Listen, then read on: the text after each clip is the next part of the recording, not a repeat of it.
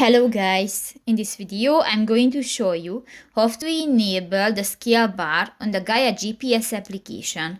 But first of all, I just want to mention, please don't forget to subscribe to our channel, because at 100,000 subscribers we are going to show you our YouTube revenue statistics and growth strategy, how to make money online.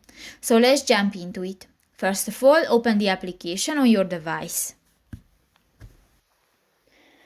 New, go to the settings icon next to the saved button at the lower right corner of the screen in the lower bar. Here you can find the fourth option, the map controls, and you go to the scale bar option under the 3D button.